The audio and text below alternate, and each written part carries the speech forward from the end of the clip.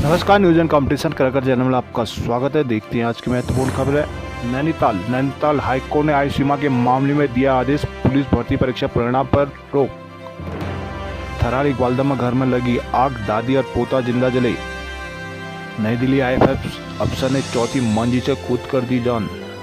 CM Pushkar Singh Dhami ने प्रदेशवासियों को दी अंतर्राष्ट्रीय महिला दिवस की शुभकामनाएं। उत्तराखंड में 2.5 लाख महिलाएं बनेंगी लखपति दीदी। देहरादून, प्रेमचंद की कुर्सी खतरे में, जल्द हो सकता है एक्शन। देहरादून कांग्रेस का मेरा वोट मेरा अधिकार अभियान शुरू। गाम टापू पर्यटन से हेल्थ टूरिज्म में भी संभावनाएं। महेंद्र भट्ट, कर्णप्रयाग के पास मलबा आने से 4 घंटे बाधित रहा बद्रीनाथ हाईवे। थराली में फर्जी परीक्षार्थी और परीक्षा दिलाने वाले को सजा। कोटद्वार तहसीलदार का स्पष्टीकरण किया गया तलब। रानीसर सारकोट मार्ग के डामरीकरण को राशि हुई मंजूर। कोटद्वार को जल्द मिलेगा एसटीपी का लाभ। ऋतु खंडूरी, देवाल में महिला मंगल दलों ने दी शानदार प्रस्तुतियां। गढ़वाल सांसद अनिल बलूनी और विधानसभा अध्यक्ष ऋतु खंडूरी ने 20 अस्पताल का किया निरीक्षण। स्वास्थ्य सुविधाओं के विस्तार को प्रयास करे सरकार। श्रीनगर में खांसी जुकाम से परेशान हो रहे हैं लोग। नई टिहरी में मिनिस्ट्रियल कर्मियों ने नहीं किया काम। औड़ी में कर्मचारियों ने प्रदेश सरकार का किया विरोध। जखोली के देवल गांव में पकड़ा गया फिर गुलदार। राज्य सहकारी बैंक के अध्यक्ष रे दान सिंह ने फैसले का किया विरोध। सहकारिता भाजपा नेता महिला आरक्षण पर बटे। देहरादून राजभवन में सांस्कृतिक प्रस्तुतियों के साथ बसंतोत्सव का भव्य आगाज। रुद्रपुर वैज्ञानिक किसानों के संवाद से कृषि होगी समृद्ध। कोश्यारी, देहरादून गर्मियों में बिजली संकट से निपटने की तैयारी। उत्तरकाशी का युवक 6 किलो चरस के साथ धरा। हरिद्वार में भाजपाइयों ने खेली फूलों की होली। हरिद्वार में हेरिटेज जोन बनाने की योजना। हरिद्वार यूसीसी रजिस्ट्रार फैसिलिटेटर के तौर पर काम करे छड़मुगम। रुड़की में सिविल अस्पताल का सर्वर ठप, पर्ची बनवाने को भी भटके मरीज। रुड़की में राजरोग मिनी मैराथन 16 को धुंध में ऑनलाइन पंजीकरण अनिवार्य। पूर्व सैनिकों ऋषिकेश में मिलेगा अब कैशलेस इलाज। हल्द्वानी में पेड़ों की जड़ें रोक रही हैं घरों का पानी। हल्द्वानी की सड़कें विभागों में तालमेल ना होने से हो रही हैं बदहाल। हैड़ा खान की पहाड़ी का जांच करेंगे विशेषज्ञ। पिथौरागढ़ में चीरबंधन के साथ कुमाऊनी खड़ी होली का आगाज। चंपावत में कृषि विभाग ने की फसलों के 137 कुंटल बीज की मांग। अल्मोड़ा, कोसी की सफाई को विधायक संघ धरने पर बैठे कांग्रेसी। लमगड़ा बाजार में पेयजल आपूर्ति नहीं। कुमाऊं विश्वविद्यालय कंपनी के लापरवाही से छात्रों का भविष्य अधर में। रानीखेत में खेल स्टेडियम को भूमि चयन की कवायद। गगास के पास कैंटर दुर्घटनाग्रस्त, 2 लोग हुए घायल, 10 घंटे लगा रहा जाम। बाजपुर में डंपर ने कारोबारी को कुचला, विरोध में सड़क जाम। जसपुर में 3 मेडिकल स्टोरों के लाइसेंस होंगे निलंबित। गुलरभोज 2 विभागों के एकीकरण के विरोध में उतरे कर्मचारी। सितारगंज में कैबिनेट मंत्री के खिलाफ किया गया प्रदर्शन।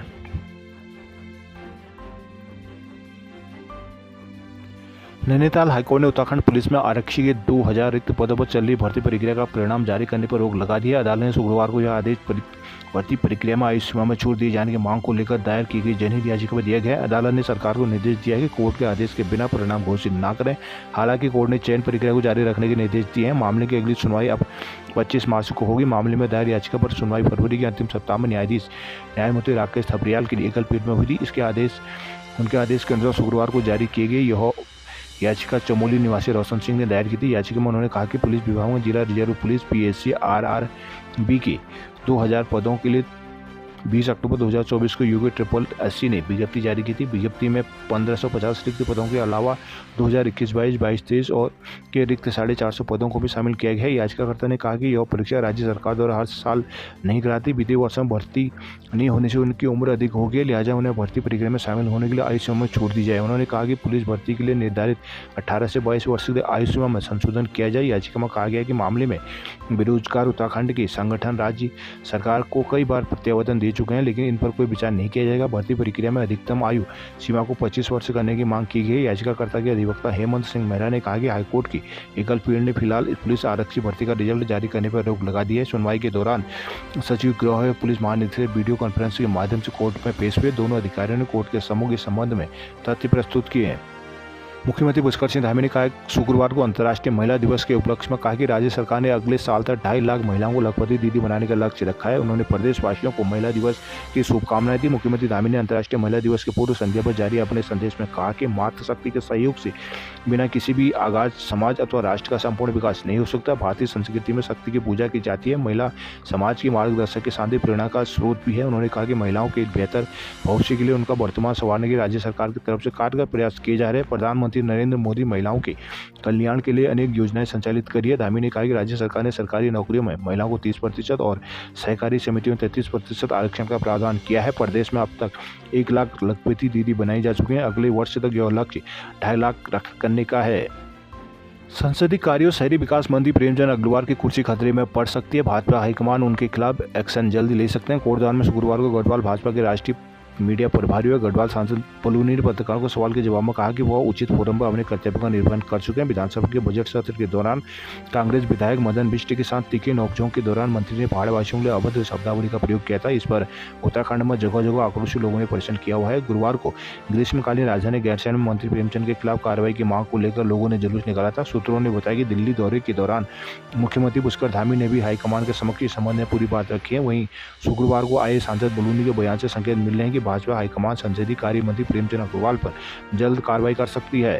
Uttaranchal medical and public health ministerial association से जुड़ी कर्मियों ने नई दिल्ली में शुक्रवार को दूसरे दिन में पदोन्नति और समायोजन की मांग को लेकर कार्य बहिष्कार के साथ प्रदर्शन किया। कर्मचारियों ने मांगों में कार्रवाई न होने तक कार्य बहिष्कार जारी रखने की बात कही है। यथास्थान पदोन्नति व समायोजन की मांग को लेकर मिनिस्ट्रियल कर्मियों ने जिला मुख्यालय पर सीएमओ कार्यालय के निकट कार्य बहिष्कार धरना दिया है। नारेबाजी करते हुए उनकी मांग पूरी करने की मांग की गई। वक्ताओं ने कहा कि उनकी मांगों पर गौर नहीं किया गया तो प्रदेश नेतृत्व के आह्वान पर जारी किए गए आंदोलन कार्यक्रम के तहत आंदोलन को तेज किया जाएगा। मांग है कि संवर्ग के मुख्य प्रशासन अधिकारी से वरिष्ठ सहायक के समस्त रिक्त पदों पर यथास्थान पदोन्नति व कनिष्ठ सहायक का समायोजन किया जाए। प्रदर्शनकारियों में मंडलीय अध्यक्ष राकेश भट्ट, भगत सिंह राणा, योगेंद्र चंद बहुगुणा, विनेश डबराल, परवेश, अमित बलोनी, जितेंद्र सिंह आदि मौजूद रहे।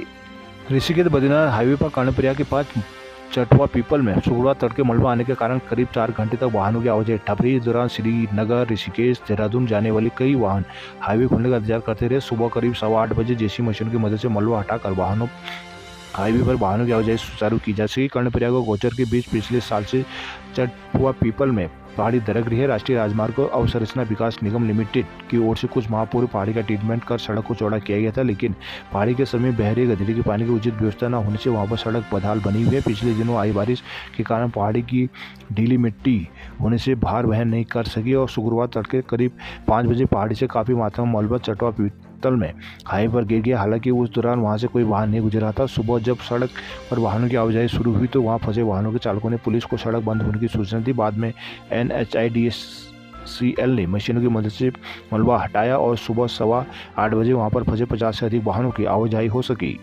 हरिद्वार में गंगा कॉरिडोर परियोजना के तहत हेरिटेज जोन बनाया जाएगा, जो शिव मूर्ति चौक से लेकर भीमगोड़ा तक 4 किलोमीटर फैला होगा। इस जोन में सभी दुकानों को विरासत के तौर दिखाया जाएगा, सौंदर्यीकरण भी किया जाएगा। विदेशों की तर्ज पर इसे तैयार किया जाएगा। इसके लिए जल्दी DPR भी बनने वाली है। खास बात यह है कि जोन में सभी प्रकार के वाहनों पर रोक लगाई गई है। गंगा कॉरिडोर परियोजना के तहत यह काम पहले चरण में किया जाएगा। दूसरे चरण में बस अड्डा, जानवी मार्केट शिफ्ट किया जाएगा, जबकि तीसरे चरण में हरकी पैड़ी पर टापू बनाने का भी काम शुरू किया जाएगा। मुख्य सचिव आर मीनाक्षी सुंदरम ने बीती गुरुवार को परियोजना को लेकर बैठक में हेरिटेज जोन के विकास की रूपरेखा तैयार किया। इस परियोजना के तहत हरिद्वार के ऐतिहासिक और सांस्कृतिक महत्व को बढ़ावा देने के लिए विभिन्न कार्य किए जाएंगे। हेरिटेज जोन में दुकानों को विरासत के तौर दिखाने पर विशेष ध्यान दिया जा रहा है, ताकि पर्यटकों को शहर की सांस्कृतिक विरासत का अनुभव हो सके। हरिद्वार उत्तराखंड शासन के सचिव रजिस्ट्रार जनरल समान नागरिक संहिता डॉक्टर बी षणमुगम ने CCR में रजिस्ट्रार और सब रजिस्ट्रार के साथ UCC के क्रियान्वयन को लेकर बैठक ली। उन्होंने कहा कि सभी रजिस्ट्रार और सब रजिस्ट्रार जनता के फैसिलिटेटर के तौर पर कार्य करें। उन्होंने कहा कि किसी बिंदु पर क्लैरिफिकेशन की आवश्यकता हो तो आवेदन निरस्त करने के बजाय उस बिंदु को स्पष्ट कर लिया जाए। कहा कि किसी भी स्तर पर प्रमाण पत्र जारी करने या आवेदन पत्र निरस्त करने में कोई चूक न हो। उन्होंने बताया कि ITDA की ओर से सभी रजिस्ट्रार और सब रजिस्ट्रार को आवेदन पत्र स्थानांतरण करने आदि का विकल्प भी शीघ्र ही पोर्टल पर दिए जाने में कार्य किया जा रहा है। कहा कि UCC की महत्व आवश्यकता के बारे में बृहद स्तर पर जन जागरूकता अभियान चलाया जाए। मुख्य विकास अधिकारी आकांक्षा कोंडे ने कहा कि सभी उप रजिस्ट्रार समान नागरिकता संहिता का गहनता से अध्ययन कर लें ताकि प्रमाण पत्र जारी करने और आवेदन पत्र निरस्त करने में त्रुटि न हो। उन्होंने कहा कि जनपद में निर्धारित तिथि के बाद विवादित कार्मिकों के पोर्टल पर पंजीकरण के लिए सभी जिला स्तरीय अधिकारियों को अपने कार्यालय में नोडल अधिकारी बनाए गए हैं। उन्होंने कहा कि रजिस्ट्रार जनरल की ओर से बैठक में दिए गए दिशा निर्देशों का 100% अनुपालन सुनिश्चित कराया जाए। ये डिस्ट्रिक्ट मैनेजर अभिषेक चौहान ने बताया कि जनपद में समान नागरिकता संहिता के अंतर्गत 12 रजिस्ट्रार और 69 सब रजिस्ट्रार कार्यरत है। इस दौरान रजिस्ट्रार में और सब रजिस्ट्रारों ने UCC की और अधिक बेहतर क्रियान्वयन को लेकर सुझाव दिए हैं। बैठक में जिला विकास अधिकारी वेद प्रकाश, उप जिलाधिकारी अजय वीर सिंह, नगर आयुक्त रुड़की राकेश तिवारी, जिला पंचायत राज अधिकारी अतुल प्रताप आदि उपस्थित रहे।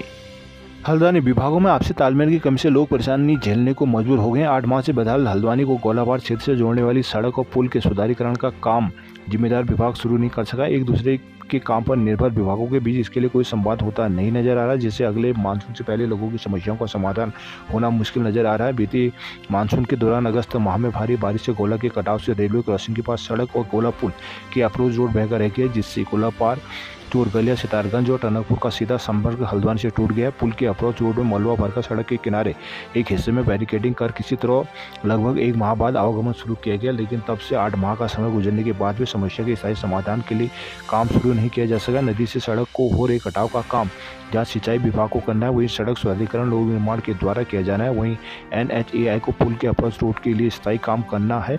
एक ही समस्या के लिए काम कर रहे विभागों को आज तक एक भी संयुक्त बैठक नहीं हो सकी। वहीं काम शुरू होने पर भी समस्या का समाधान होना मुश्किल है। विभागों के आपसी तालमेल की कमी से हालत इतनी खराब बन गई है कि एक विभाग भी अपना काम शुरू नहीं कर सका है।